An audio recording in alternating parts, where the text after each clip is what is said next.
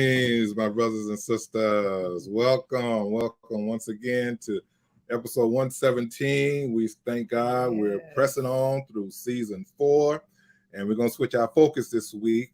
Last week we were on God. We're going to switch to life because we got some things to discuss that's going on in our lives today.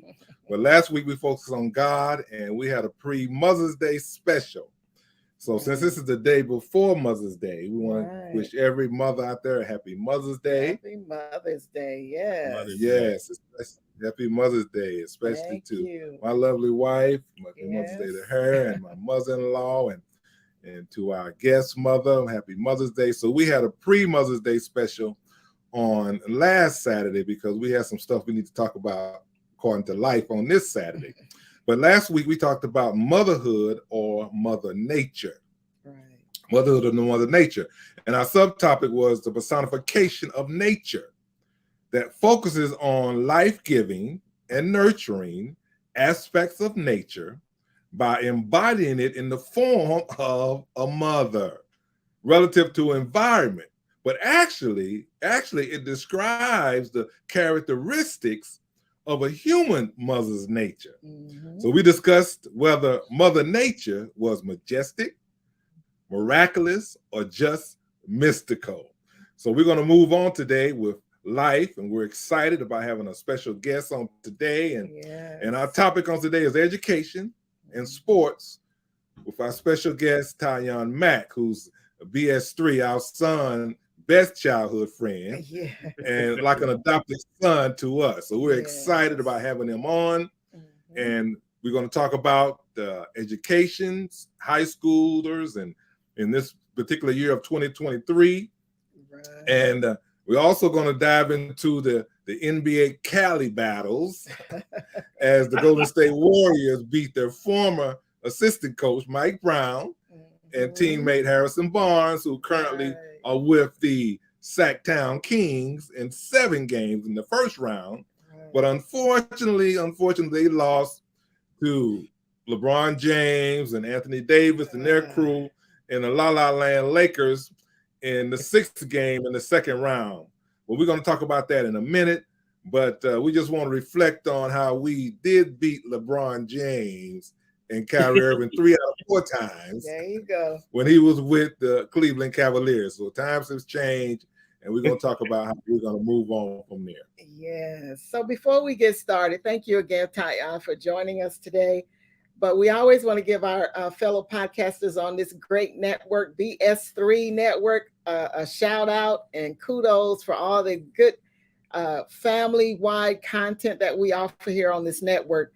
But without this network, we would not be in existence because our son, Ben Sutter III, is leading this train, this express train. And he is always working tirelessly to make sure this network is top-notch. Mm-hmm. And so with his spirit of excellence, we follow suit and make sure that this content is interesting and entertaining for the whole family. So if anyone watching is interested in being coached in this podcasting arena, because believe me, we had to get coached. We had no idea what we were doing. So he held our hand and walked us through that process, and we're so grateful. But his information is now on your screen. And if you have not downloaded BS3 on your Roku device. Now we're how many months away from Christmas? You know you got to get that on your Christmas TV. That link is on your screen as well. And then we'd like for you to know our email address if you'd like to reach out with us to us with any topics or possible suggestions, kudos, whatever. You can critique us as well. We're big girls and big boys over here. So before we get started, though, we'd like to share with you just a snippet of what BS3 Network have to offer, and we'll be right back.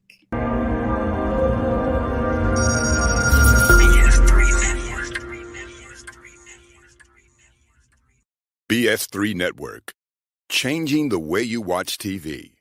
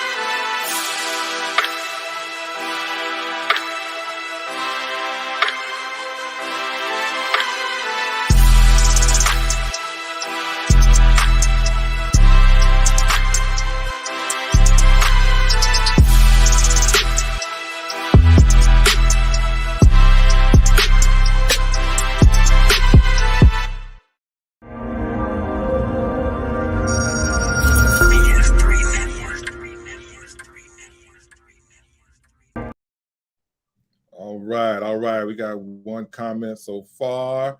Of course, BS3. He said you can support BS3 Network by sending stars. Yes. Stars help us earn money to continue building the network and continue to bring great contents to you. So thank you once again. Yes, and thank you for our viewers. We appreciate you tuning in. But let's just jump right into this family aspect of your life, Tyon. And I'm just interested, being a girly girl and a daddy's girl at that. What is it like being a girl dad? I know you have, I don't remember if you have one or two. And I think they're based out of age. There you go. So tell us their ages. I think one's a teenager, but go ahead. Yes. So, man, it's amazing. So first, I do have two. One is 16, one is 9. Very, very different personalities. It is amazing. So, like my 16-year-old Raina, she is currently into a lot of sports. So she runs track, she runs cross country, and she's really competitive. So enjoying that process, bonding between that. That's what me and her bond over, is really like the competitive nature of like running and like winning. She loves to win. She doesn't like to lose at all.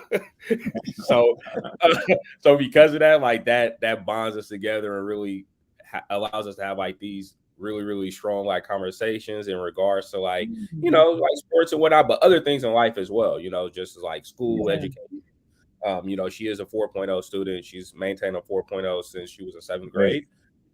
So extremely more scholarly than I was in school. Okay. So she's definitely like, she's amazing. She's super amazing. But that's girls. Let me just add that. That's girls. Yeah, maybe it probably is just girls, because my two boys they're different. But yes, Raina is definitely like the easiest. She's the easiest teenager that you can have, and she's just loving, fun. You just enjoy it. And then I have a 9-year-old, London, and London is the total opposite. London is really, she's not really into sports yet. But she's really a child that likes to be like hugged, and she likes to be like comforted all the time. And so whenever she's with me, she's typically up under me, and she's like holding my leg and holding my hands and like talking to me about school and her phone and her trips, and she gets to travel a lot. She's a very, very privileged 9-year-old. So she's been to Really? She got a phone. Oh, wow. Yeah, she has her own phone. She calls me when she feels like it. She's like, "Hey, Daddy, I just want to talk." And, I love it. So it is definitely like, it is one of those things that it makes you like soft. You know what I mean? Like she really like, both of them themselves like really make you soft. You often like find yourself like trying to figure out ways to like encourage them, even when they're like making mistakes and things like that. You're trying to figure out ways to like not be so like punitive or discipline, or like put a hammer down on them. It's like, it's different with them, because you're like, how do I like still encourage them? And a lot of times you don't have to be extremely strict, because like the fact that like they messed up or they like made a mistake and they disappointed you is more than enough to be like, I need to fix this. So really good. Loving it. I don't have any they're not talking about boys yet or none of that stuff, so it's really good. I'm happy. Good. Yes. And she's one of the ones that want to go to Stanford, right? Your daughter. Yes. So she wants to go to Stanford. It's funny, we just had a conversation about it 2 weeks ago. And I was like, hey, I was like, I know you want to change your major now, but like, what school's at the top of your list? And she was like, Dad, it's still Stanford. And I was like, oh, okay, cool. I was like, cool, that's fine, but she is now looking at other schools, which I'm happy about. Initially, she wouldn't look at other schools. She was just like, Stanford was it. But now she's starting to look at other schools. She's actually going on a college tour in Southern California in 2 weeks. But she's going to go and see like UCLA, USC, Long, and a bunch of schools down there. So I'm happy about that. I just want her to really like see what's out there, and hopefully go away a little bit, like go and kind of like enjoy like college, do something. I didn't do that. Yeah. You know, I stayed at home. Right. Yeah, I want her to go away and just kind of enjoy the experience. Okay. But don't forget about the East Coast now. I haven't. HBCU tour. So I have been trying to encourage the HBCU thing. I think there's a fear of her leaving that far away. I think she wants to be she get back home. But now that our friend Trina is moving back to Atlanta, really? Yes, she'll be back in Atlanta next month. Okay. And you know, look, we're here. We're here. Yes. That's the important part of having your children that far away, is that the support system has to be in place. Mm-hmm. Yes. It absolutely must. So that's the only reason why our son, you know, Trey and Camellia and Deidre, that's the only reason why they came this far. Yeah. Because we're a family. Yeah, and so that's what I'm thinking about. I'm like, you know, Trina will be down there. I have some other family members down there. Of course, you guys are like really close. So because of that, I'm really comfortable with her like choosing an HBCU and going that direction. And I would like her to. I would like her to just really like just explore her options. Spelman would be a really good school for her. Try to be Spelman. Try to go Spelman. We'll see. We're actually supporting a family now. Yeah. From California. Okay. And his name, interesting enough, is Trey. But he's at Morehouse, and whenever he goes home for the summer, he brings all this stuff here and puts it in our garage. So that tradition continues to go on. Yeah, we support it. Yeah. We understand, and I know you also know. Like she's saying, she's thinking about her major. Well, once she enrolls, she may change it again. So there you go. Yeah. There you go. So it sounds like, you know, like you said, that empathy. I wouldn't say you're soft. You're just being empathetic, you know, and they will keep your heart tender, though. You do know that. But I'm glad to know you have that, you know, that empathy in place, because if you haven't experienced, it's going to be some attitudes and some emotions. If you didn't say anything about that, but with these little ladies, but you know, you have to be firm. You still got to be firm, no matter what. You still daddy. Yeah, and you know, and it's different from like, you know, young girls and young women like growing up. You know, it's different. It's like as a male, like I'm constantly trying to like understand those things. And so like I think that like that experience itself has like taught me like, even like with the attitudes, like you know, certain times of the month, certain, you know, like the attitudes are different, and I'm like, yo, like, are you okay this week? Like, what's going on? Like, are you all right? And I realized, like, oh, you're in a lot of pain.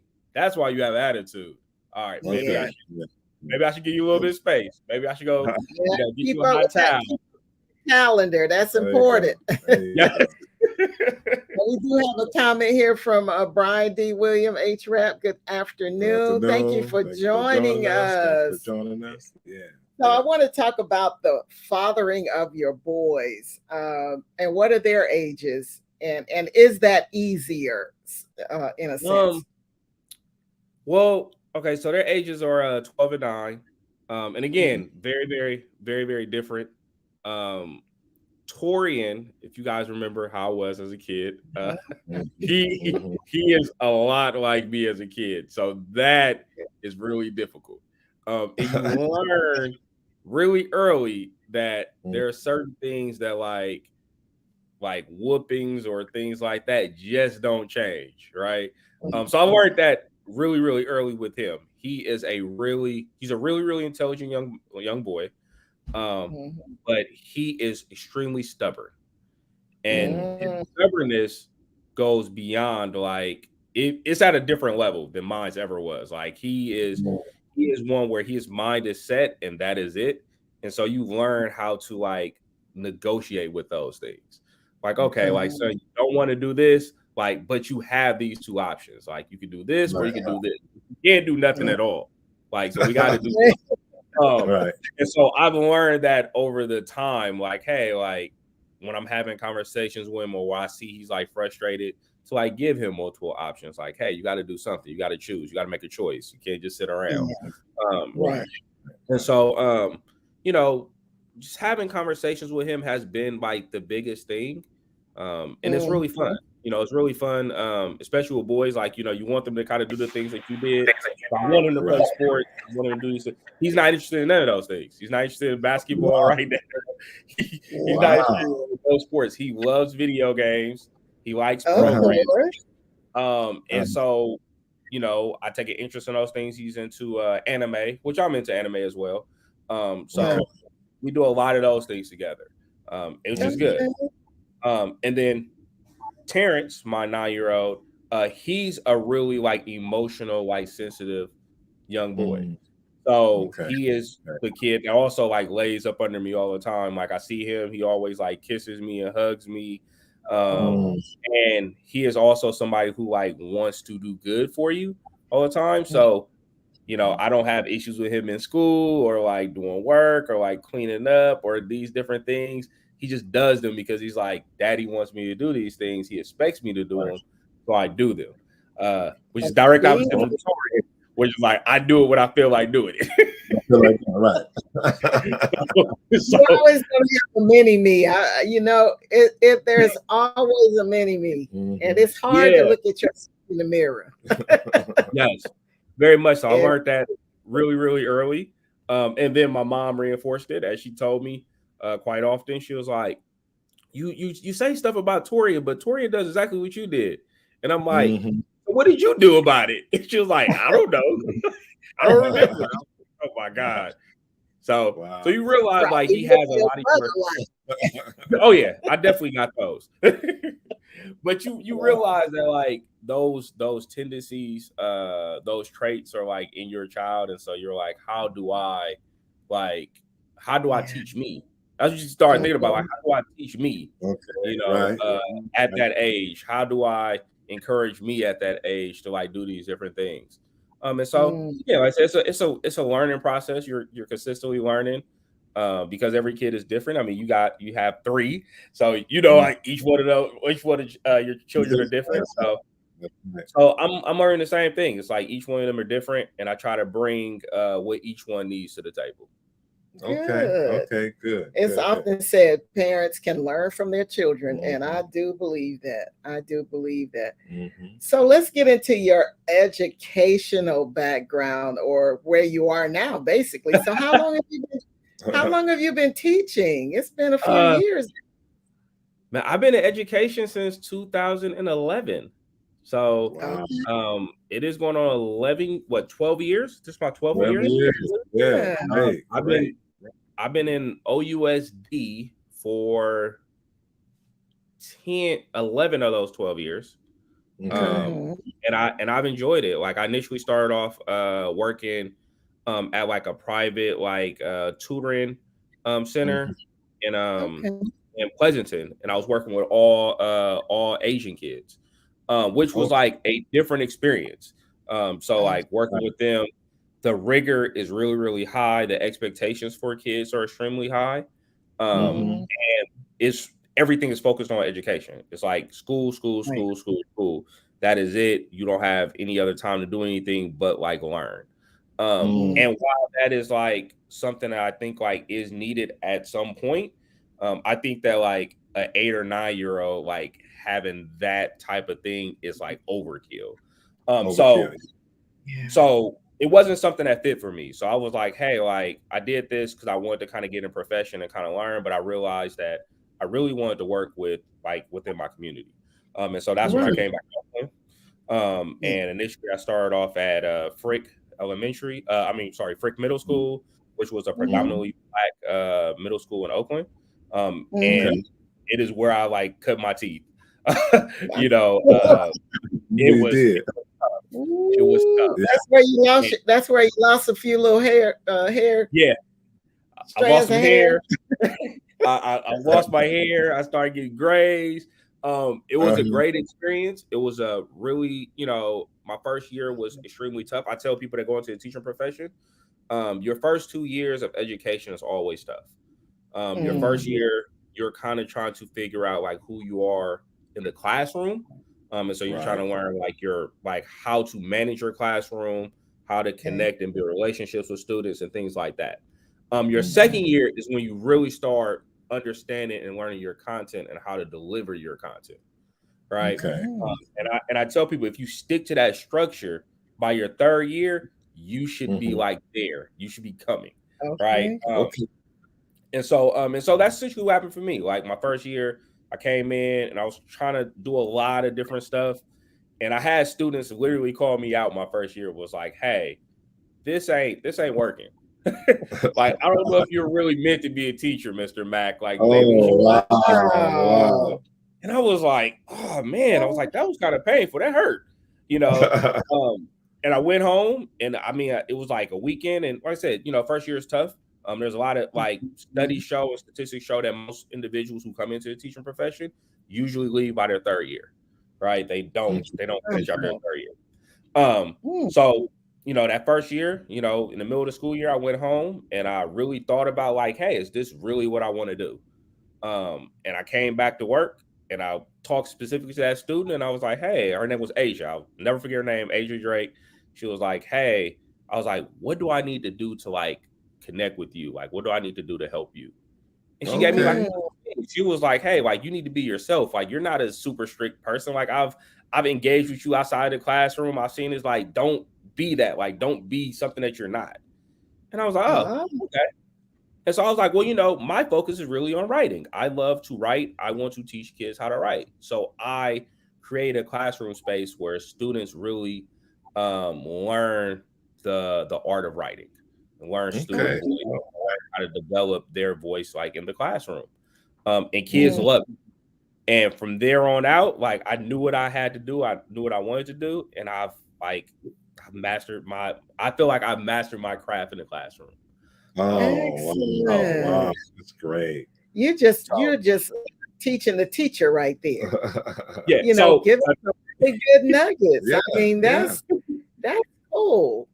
Not only do you these young black males that we're going to talk about in a few minutes, but yeah, I captured that. You just did a teaching the teacher moment. Get it in the first 2 years, and then that third year, you basically need to have it together. Right. Yeah. Otherwise, like you're gonna sink or you're gonna figure out how to swim. Yeah. Because these middle schoolers will eat you all the way up. Yes, middle schools are really difficult. Especially that seventh grade. Like I had seventh graders. Yeah, they're going through a transition already, and then they got to deal with, you don't know what they're dealing with at home. They're bringing it to school. Camellia goes through that a lot, and it's like, you had to deal with what? I would be like this when they arrive. Lay hands on somebody's child, and then I'd have to go to jail. Yeah, I mean, most people are scared of like middle school. A lot of teachers that initially come in, they try to steer away from middle school, and they want to do elementary or high school, and it's simply because of that. Like it's those like 11, 12, 13-year-olds. They're like going through that phase, right? They're like changing, they're learning their voice, they're gaining attitudes and like all these different. They're going through as they become teenagers. So they're going through that shift. And you get them at that time. And so it's funny because like sixth graders are still like little big babies, right? Yeah. They're little big babies. They're like, you raise your voice, they might start crying in class. They still want to like make you happy. But that seventh grade class, man, they're like, look, I'm gonna do what I want to do. I do what I want to do. I want to do it. You can call my mama, I don't care. I might show up in class. I might do work for you. That is a lot of the attitude of the seventh grade. And then the eighth graders are like, yo, like we run the campus, right? Like we're the oldest group on the campus, and we call the shots. And like you're not going to show us up, and and so you have those type of attitudes as they like progress. And as a teacher, you have to learn how do I negotiate or how do I deal with these different changes. And the changes happen so fast. It's like 1 week they're cool. 1 week you're like, you can have this conversation with a kid, and the next week the kid is cussing you out. And you're like, yo, like, I Oh, it was cool. Like when we Right, just yeah, yesterday. Like what happened? You know. So is this both males and females, It's or both males and females. Both males and wow. it's just a switch. It's like it's just out of nowhere. It's just like boom, and it changes.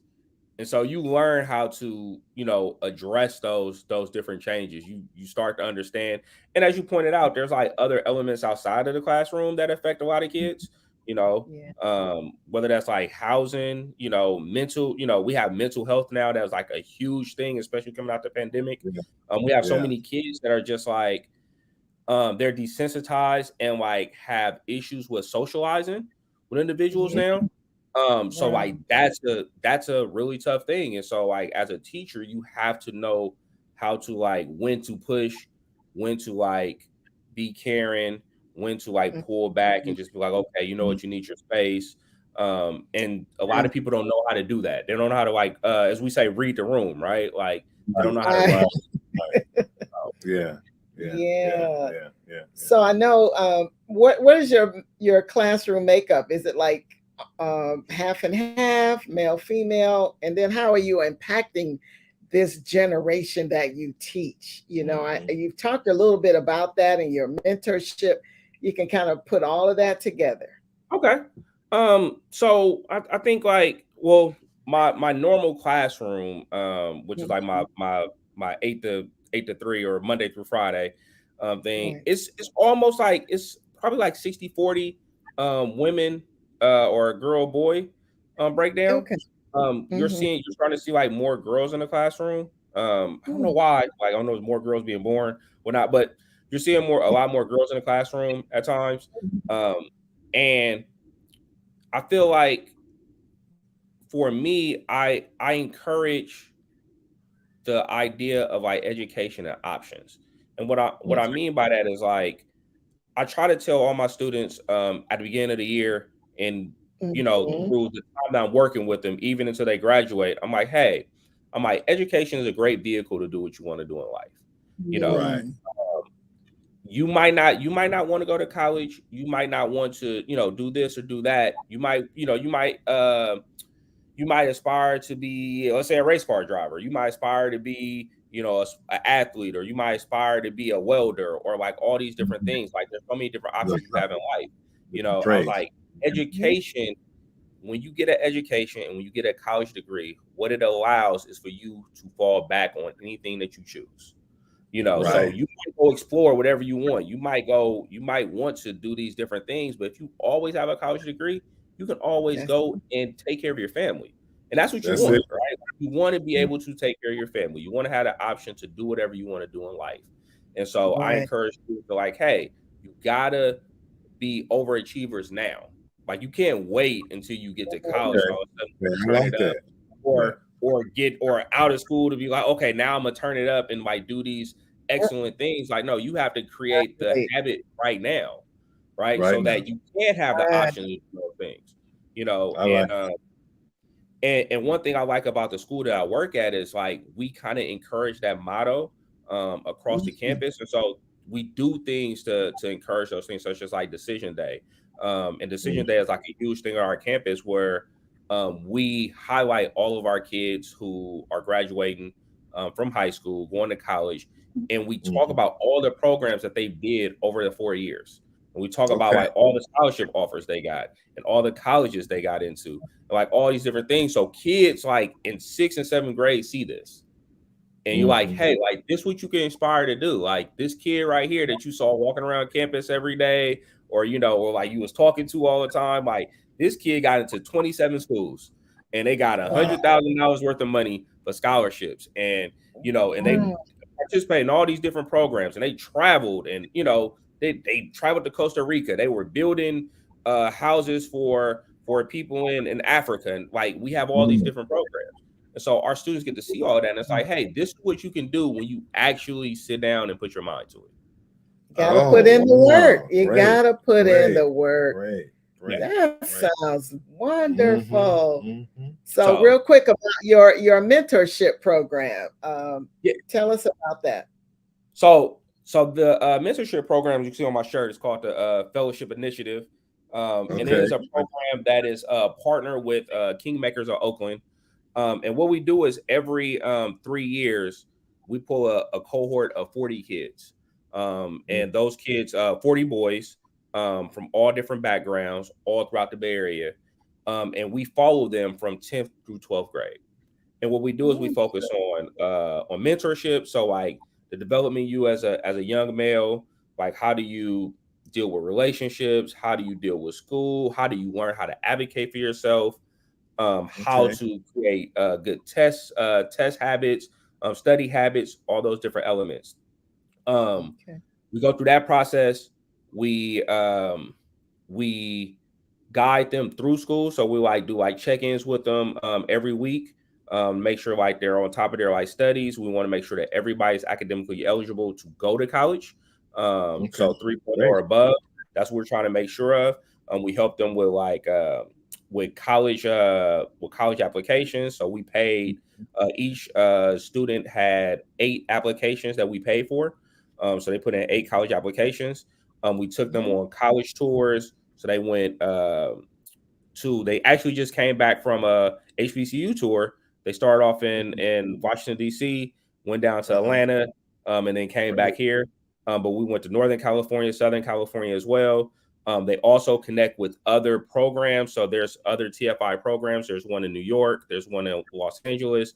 So they were able to connect with those individuals as well. So they learned about networking and the importance of networking and like building bonds with individuals. So like, hey, when you do go out off to college, when you go to these other places, you might know somebody that's been in this program. And that's now a person that you can lean on, you know, if you need something or if you need to, you know, be somewhere, etc. So we try to encourage all those things through this program. And again, it's totally free, which is dope, right? It's totally free for all of our kids. We pay for everything. We like provide them with laptops. So every student got a MacBook in there. We took them to Minnesota. Yes. Every kid got a MacBook Pro. Wow. We took them to Minnesota to go on a hiking trip. So it was like a week. They lived in the wilderness for like a week, learned how to like basically survival skills. And it's just amazing. And we have some really good people that work with the organization.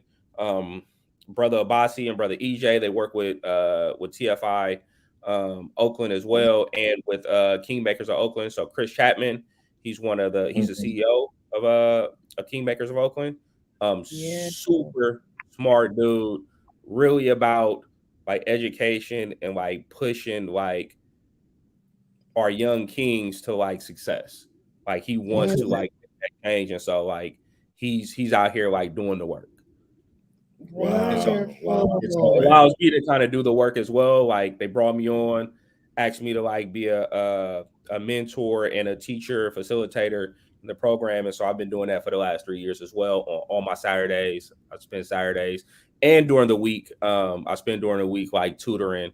Kids can come and talk to me every Wednesday through Friday nights from like 5 to like 9 o'clock at night. They call. They talk to me about work, or they want to, you know, they need assistance about anything. They need me to pick them up or whatever. And I kind of like, you know, lend myself to do that work for them. You got long days. Wow. That's long days. Long days, long week. So we're just so, man, go ahead.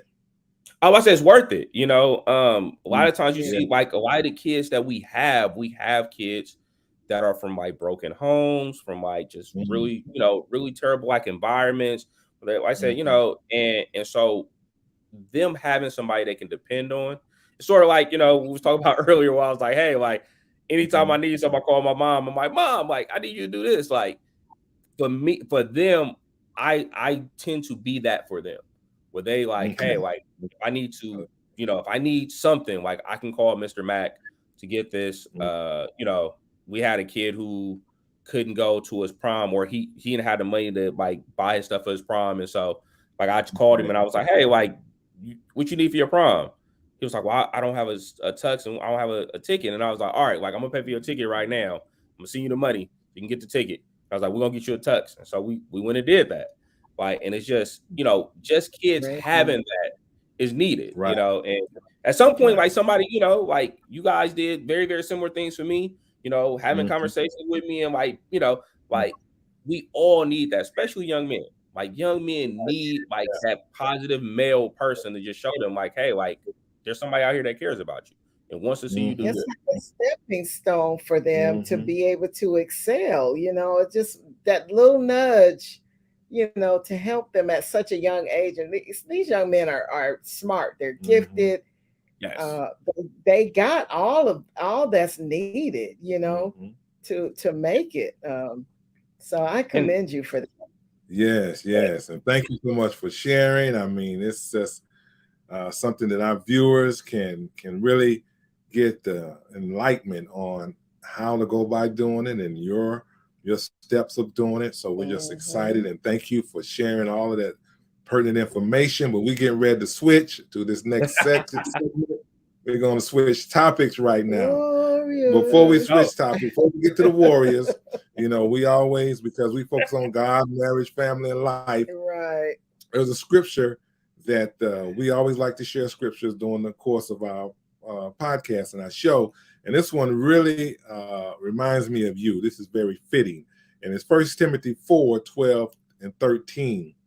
1 Timothy 4:12 and 13. It said, "Let no man despise your youth, but be an example to those who believe in word, in your way of life, in love, in spirit, in faith, and in purity. Until I come, pay attention to reading, to exhortation, and to teaching." Wow. I mean, that just describes you to a T. And I just had to read that scripture as we go to this next segment. And as we go to this next segment, we're going to talk about sports. I know you're a sports analyst as well. Before we get to our Warriors, I got to ask you this. Yes, sir. How do you feel now, coming from the Bay Area, how do you feel about these Oakland teams moving? Now, we know we had the Warriors move to San Francisco.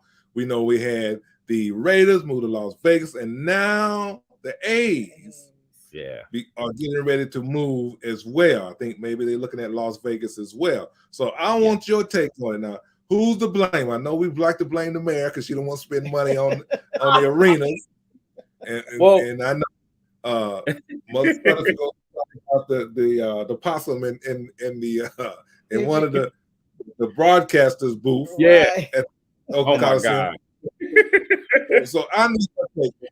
Who's to blame, and how do you feel about these teams leaving Oakland? Well, first off, it pains me to see all of our teams leave Oakland. I mean, as a kid, all these teams were here, and so you just, I think you took it for granted. Like, we had a sports team, we had the Oakland A's. Like, we can go to the A's game for like $2, for $5. You go and sit in the stands and have popcorn. I remember us having popcorn in the stands. Me, you, and Trey, watching the A's play. Same thing with the Warriors. Like, you can just go down the street, catch the BART, go to a Warriors game. And the Raiders game was always expensive. But it's like, let's be clear, like Raiders was always expensive, but they were there. You could go to the Raiders game. It was like the tailgating. The tailgating was always amazing at the Raiders game. Raiders fans are fun. They are so much fun. They are loving. They're diehards, but they will feed you. They will get you drunk. They will do everything you need them to do. Like they are loving. They're loving people.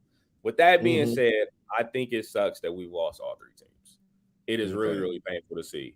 And there's a lot of history between those three teams here in Oakland. The impact that they've had on a lot of the communities, wins and losses. I mean, even when we was losing, we was riding for our teams. A lot of that, and people blame the mayor. I think the mayor has played a role in some of that. I think with the A's, I really think it was ownership. I think the A's ownership, it was kind of shady.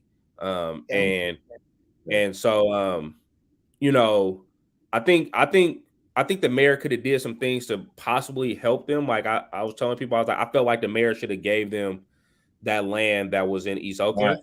And basically like, hey, y'all take the land and y'all rebuild a stadium there. Like y'all have this. Instead of trying to give them the waterfront land or whatever, or trying to on the waterfront land, I think they should have gave them the land in East Oakland because I really feel like the team should have stayed in East Oakland. I think about like that community and what they did for that community, and the amount of jobs they created for the people right around there. Like that should have stayed there. So I think that was unfair. But the ownership is, I mean, I think the owner's like worth over $1 billion. Like, yo, bro, like you can't expect the city to give you $400 million to build a new stadium. Like you gotta give something back, bro. Like or something. Yeah. And the worst part about that is, what'd you say? I'm sorry. What'd you say? Even though they'll get the revenue, but still, that's upfront, no. Yes, but the worst part about that is like the Oakland A's have not fielded a championship level team, and they would not spend money to field a championship level team in almost like 20 years. Right? I think the highest paid player the A's have had in the last 20 years was Eric Chavez, and he made like $22 million. I think that was like in 2005 or something like that. He had like a 5-year contract for like $22 million or something like that. It's like ridiculous. Like they were being extremely cheap. They've always been like they've been cheap since he bought them. And I think that's unfair to the community that like you wouldn't spend the money to like create a championship team because we brought in revenue. We came to the stadium. We would come and see the games. Like there's fans all around.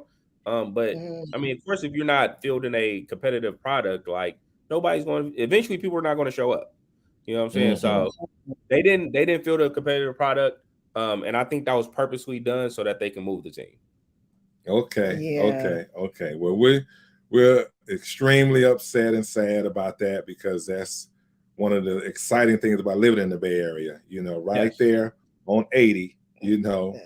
Oakland Coliseum. We have all three playing right there, and even during baseball season and football season, when there's two seasons intertwined, you had half of the infield still on the football field. So it was always fun. So we're definitely disappointed that it came down to that. But we're gonna switch to an owner don't mind spending money. Yes, Joe Laker. He don't mind spending money. He better spend some more though, because he don't mind spending money. Like he gotta spend some money. We're gonna get the pool in a minute. Hold on, get the pool in a minute. We're gonna get the pool in a minute. But we haven't got to adjust to being home this time of the year. We're not used to this. We're not used to this all the way through June. So that's gonna take some adjustment. But I want to go back to the beginning of the actual season and how it progressed during that course of the year. This road record came up to bite us during this last game. Now, what's your take on the difference between our road record and home record? Because, I mean, winning 11 games on the road, that is unlike a Warriors team. So something happened. Now, we don't know the cause. We want to get your take on, is it inexperience of the role players? Is it the actual veterans are so used to turning on that switch, and they figure they can turn it on? Is the league get more competitive? I mean, what is it, Tyon? Help me. I mean, okay, so first off, I do think the Western Conference is far more competitive than it's been. Okay. When you look at the shift of like players going to certain teams, of course, like development of like other teams, like OKC, for example, which was like they barely missed the playoffs. They're a young, competitive team with a lot of talent, like they'll be around in like a year or two. They might be like fighting for like a top 3 seed. You have like Memphis, who's like growing up a little bit. So you have like you had a lot more competitive teams, top to bottom in the Western Conference. I think with the Warriors, I do think it was inexperience. Like I do think that like there's a lack of there's the inexperience, and then there's a lack of focus, right? For years, we've been able to get away with doing certain things. And I think that's because we have like veteran players. So you can get away with having, a lot of turnovers at time because you play really, really solid defense. You know what I'm saying? You can get stops. You know how to string stops together. You know when to like lock down and these different things. But like our young guys are they're just out there playing.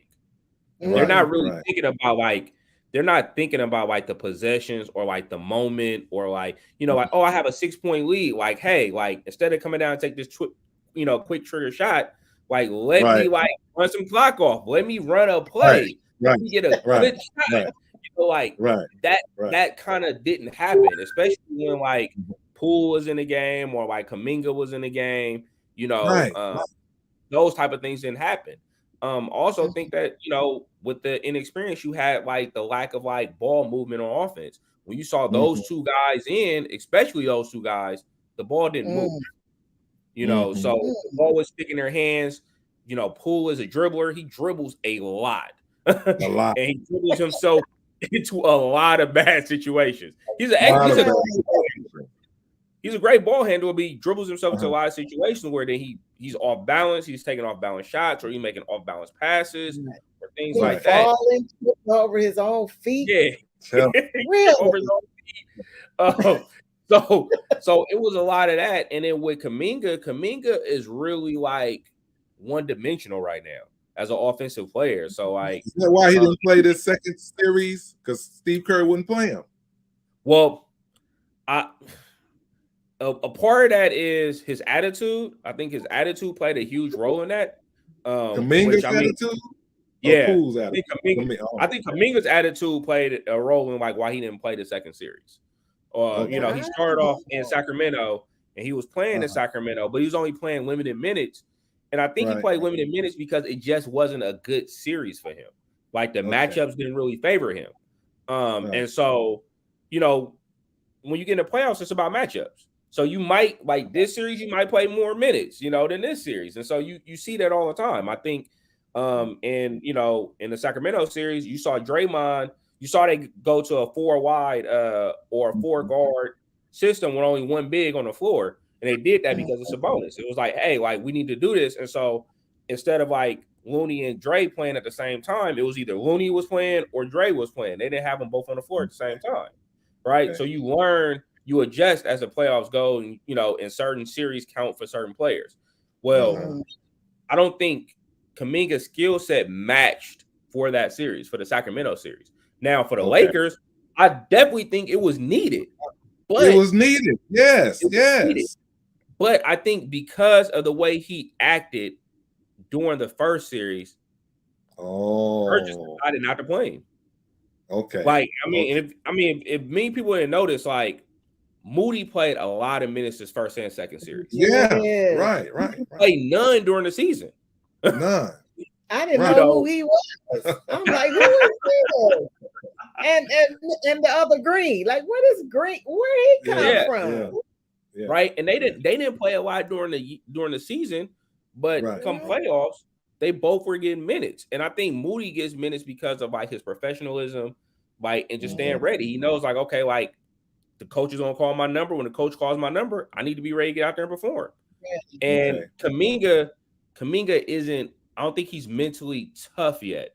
Like, he doesn't understand that concept yet. He's just like, yo, I'm supposed to play. Like, I was playing before. Like, why am I not playing now? And I understand that, like, hey, like, you know, you're not playing right now because of your attitude. You would be probably playing because we really need you right now, but I'm not going to play you because of your attitude. I can't set that precedence of like playing you because like you're angry or because like, you know, like, no, you have to earn your minutes. So I think that's So when it comes to attitude and also experience, you know, Wiseman was supposed to be the center, center with the skill, and he showed he has skill because, you know, he made some great plays and did some adjusting, I thought, once he went down to the D League and came back. So what happened with Wiseman and why we ended up trading him? He wasn't a fit for the team. He wasn't a fit. And what I mean by he wasn't a fit for the team, what Steve Kerr wants his bigs to do, he wants his bigs to be dirty work players. He wants them to set screens and he wants them to rebound and play defense. The problem with that is that Wiseman has never been, he wasn't that type of player. He wasn't that type of player coming out of high school. He wasn't that type of player at Memphis. And they attempted to try to make him that type of player. But I don't like, that's definitely like, that's a mindset. Like, you being a defensive player, you being like a dirty work, like dog out there, like that's a mindset. It's just something that you just like grow up and be like, okay, I'm gonna do this now. Like, you have to work to that. And so, I mean, it wasn't a good fit. It never was a good fit for him because we've never ran our offense through our center. And he's the type of player that you run the offense through. You want to dump the ball down to him. You want to, create space, let him go to work, let him, play in the high post, like drive or take the mid range. Like you want to create space for him to like work on offense. And I think that through his engagement on offense, then he plays defense, not the other way around. Some players play defense and then the offense comes. So like a Jimmy Butler type player, right? Like Jimmy Butler is somebody who's fueled by his defense and his offensive game like shows, right?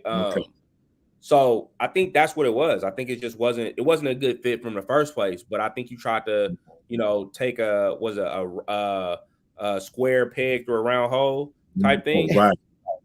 I think that's exactly what it was. It was like a square peg round hole type thing. Okay. So you mentioned Sacramento, and we only got a few minutes left, but I have to ask you this. This is something I noticed, and then I'll let Mother Sutter ask her question. When you talk about the inexperience and the willingness to actually play defense, because we used to basically hang our hat on defense. Now, you mentioned Sacramento. Now, is a lot of that a contribution to losing Mike Brown? I know he was a defensive coordinator, and Mike Brown took a lot of assistant coaches with him, and some assistant coaches left and went to New Orleans because assistant coach is now the head coach at the New Orleans team. So is that sort of the reason why there was some slippage there? Is because Steve Kerr didn't have the assistance that he needed to drive these young men to even improve their game or be more focused when it comes to defense and also play more consistently on the road? I think that's a part of it. I think losing Mike Brown was a huge part of it. He was our defensive game mind. And I mean, Mike Brown's been a great defensive coach for like years. I mean, going back to Cleveland, when Cleveland, had a young LeBron and they were like number one in defense in the league. Right. So he's like shown he knows how to like really get the most out of his players. So I think like a part of that is scheme. I think another part of it is like we don't have the players. Right. Like, I mean, we don't have the personnel to lock down like we normally do. Like normally we have a lot of size and not size far as the center position, but far as the wing position. So you have we've always had like a lot of like 6'7", 6'8", like long range guys who could play defense and who could switch everything. But I mean, Poole is a turnstile. He's a turnstile on defense. Like you just go past him, like, or he's gonna foul you, one or the other. Man, terrible, horrible defense. I mean, just bad. no basic. But Tyon, no basic defensive structure. I mean, there's just basic defensive structure that you should have at his age. And he doesn't have. He looks like an elementary kid out there trying to play defense. No basics, no structure. And I tell a lot of people that when people be like, oh, Steph Curry couldn't play defense, I'm like, Steph Curry could play like fundamental defense. He wasn't like, if you bumped him, you know what I'm saying, or you was like physical with him, like, yeah, you can beat him, but like he would be in position all the time. He was typically in position. Like Poole is never in position. Fundamental, just fundamental stuff. Just keeping your body between the ball handler and the basket. I mean, like, yo, like, what are you doing? Like, you gonna give a straight line to the rim, huh? Like, okay, cool. So it was a lot of that. He's like I said, he's not a good defender. I don't think Clay is not back at like pre-injury Clay defensively. Like he's a step behind. And you can kind of tell that. I mean, we had Wiggins out for like half of the season. So that hurt a lot too. And then Kuminga, who's a really good on-ball defender, is not a good rotational defender. So like him like playing one-on-one is like great. But like as soon as the ball swings and he has to like move, man, he gets lost. And so like that's his next step. It's like, how do you do that? And you know who used to have that problem initially? Which is funny, but the person who had the problem initially was Kawhi Leonard. Kawhi Leonard was a great one-on-one defender, and then he learned how to play more within the system to rotate and like be better. But when he first came in, he was just like he can lock one person down, and you just stick him on that one person, and he was good because his mindset was like, "Yo, I stopped my person. That's my job." But when you're playing in a team, it's like, okay, like it isn't just my job to stop that person. We're trying to stop the entire team from scoring. So I got to be able to rotate. I got to finish the play. If they score, I didn't finish the play.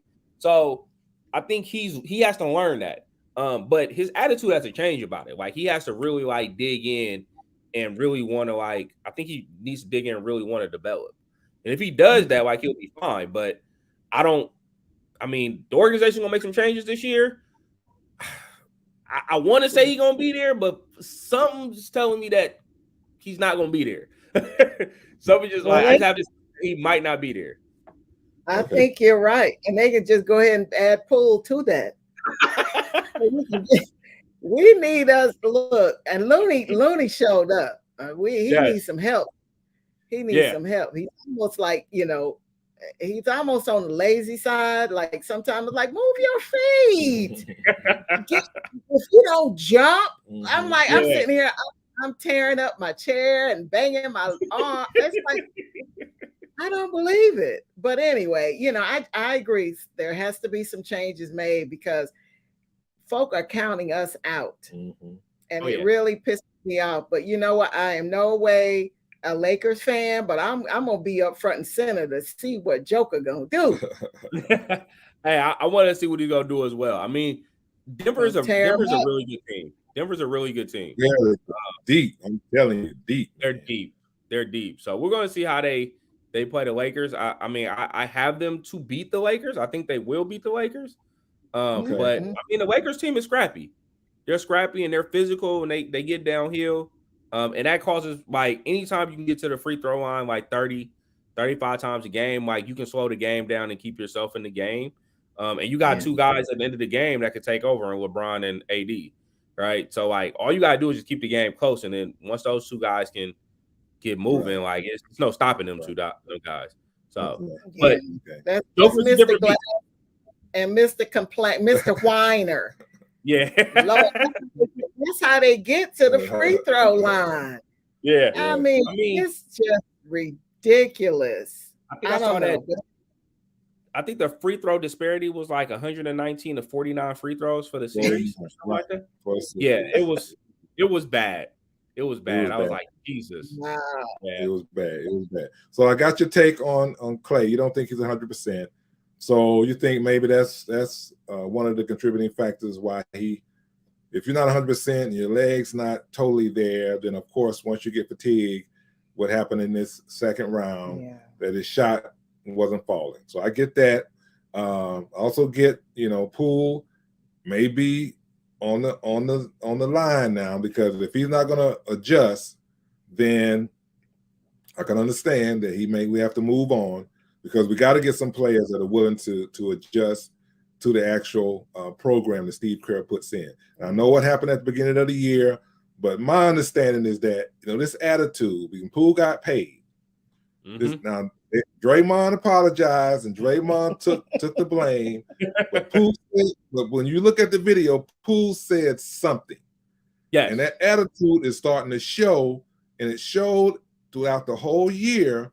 And Draymond wasn't going for it. So he said something, or he insinuated something, and now you can see why Draymond was so upset, because it's like he's not willing to take instructions, take directions, and change. Yeah, I feel like that as well. I think that there is some conflict between like the old and the young guys. And I think that lies within like having to wait your turn. You know what I mean? Yeah. Like there, like Kuminga is really talented. Like Jordan Poole is a talented kid. You know what I'm saying? And as a young guy who's been able to get out there and play, like you want your opportunity. The problem is that you have 3 Hall of Famers like in front of you.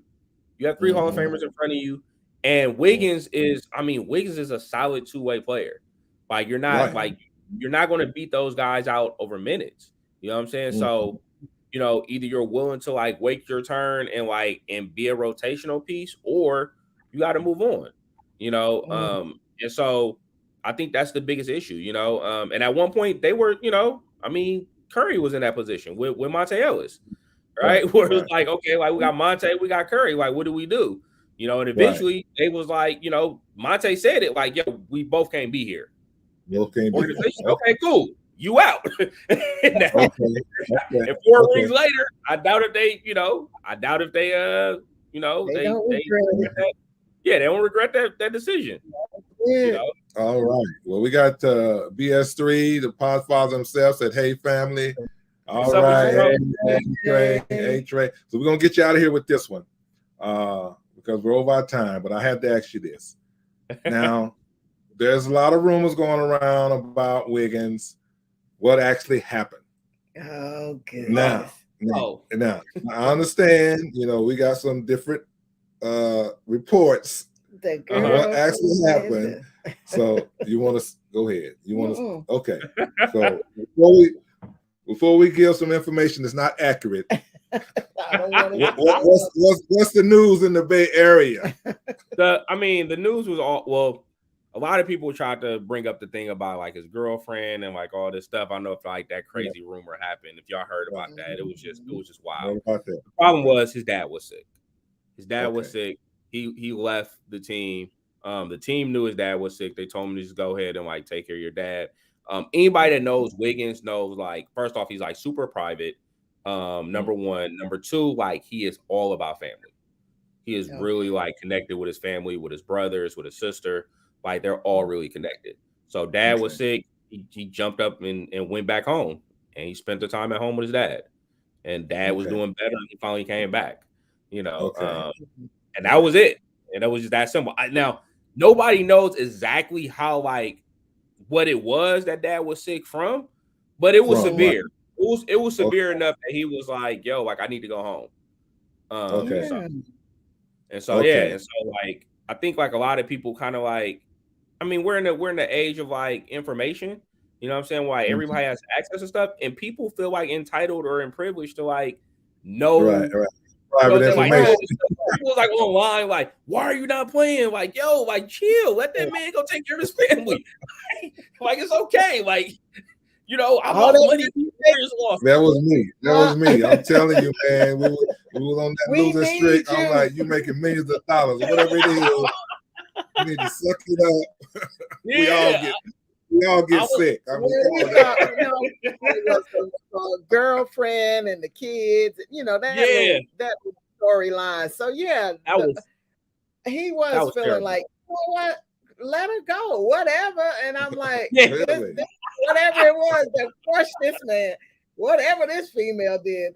So he's like, all them, they need to go over there to his house and talk to him and make sure he puts back on this court. I'm like, Lord, let that man alone.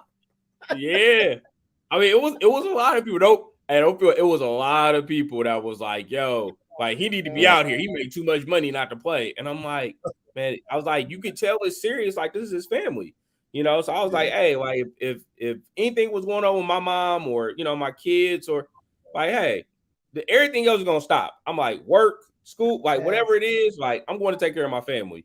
Like all that stuff, like I can replace all that stuff, you know, and it's fine, you know? And so like, you know, you think about like, a lot of times we want to think about the human element of like sports or whatever, but like, you know, at the end of the day, he's still a human being. And so it's like, hey, like basketball is important, but like, man, you know, like if I don't play basketball again, like life still goes on, you know, if I don't, you know, so, and as fans, we don't think about those things at times, you know. It's just like, hey, like we want to see you play. Like we need to see you out here doing your thing.